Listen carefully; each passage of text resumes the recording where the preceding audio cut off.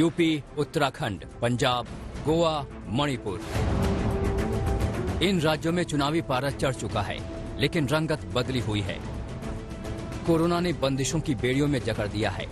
चुनाव में संक्रमण का कहर न टूटे, इसके लिए चुनाव आयोग ने एक बार फिर पाबंदी की सीमा बढ़ा दी।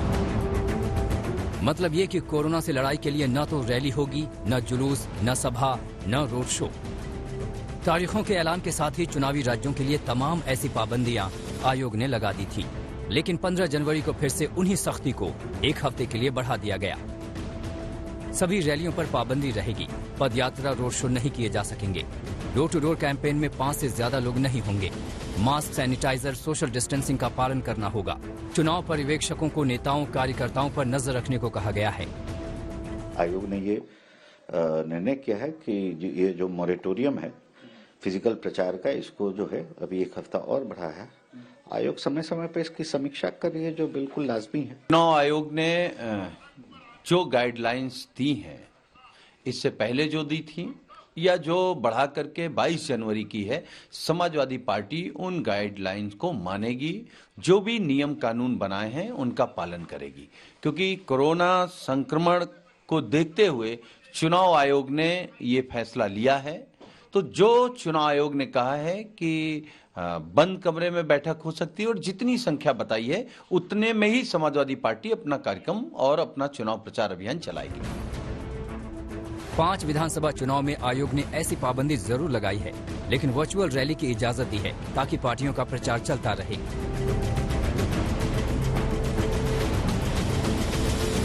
लेकिन ऐसी वर्चुअल रैली कतई मंजूर नहीं। ये तस्वीरें याद होंगी आपको, महज 2 दिन पुरानी हैं। 14 जनवरी को लखनऊ में समाजवादी पार्टी का कार्यक्रम था। स्वामी प्रसाद मौर्य समेत बीजेपी छोड़कर आए कई विधायक समाजवादी पार्टी में शामिल हुए थे। बड़ी वर्चुअल रैली के नाम पर बड़े कार्यक्रम का आयोजन किया गया था। कार्यकर्ताओं की जबरदस्त भीड़ थी। इलाके के थाना प्रभारी को निलंबित कर दिया गया। साथ ही चुनाव आयोग ने बगैर देर किए पार्टी को नोटिस थमा दिया, जिसका जवाब आज शाम 5 बजे तक समाजवादी पार्टी को देना है। पिछली दफा समाजवादी पार्टी के इवेंट में भीड़ हुई, जिसका प्रशासन ने और इलेक्शन कमीशन ने संज्ञान लिया, और आज उसको देखते हुए आप देख सकते हैं यहाँ पर फोर्स पूरी मुस्तैद की गई है। प्रशासन के लोग भी हैं, इसके अलावा पार्टी के भी कुछ लोग गेट पर खड़े करे गए हैं, जिसमें जैसा आप ये सब अनाउंसमेंट सुन रहे होंगे कि गेट पर अनावश्यक रूप से ना खड़े होइए, इस तरह की बातें यहाँ पर पुलिस वालों द्वारा बताई जा रही हैं। आप देख सकते हैं पूरे मुस्तैदी यहाँ पर लगाई गई है, और पार्टी के भी कुछ लोग यहाँ पर लगाए गए हैं जो ज्यादा भीड़ को अंदर जाने नहीं दिए जा रहे हैं। पिछली दफा जब स्वामी प्रसाद मौर्य ने ज्वाइन किया था तो कोविड नियमों का उल्लंघन यहाँ पर हुआ था, पर आज वो ना हो, इसको लेकर पार्टी के लोग और पुलिस प्रशासन के लोग भी यहाँ पर मुस्तैद।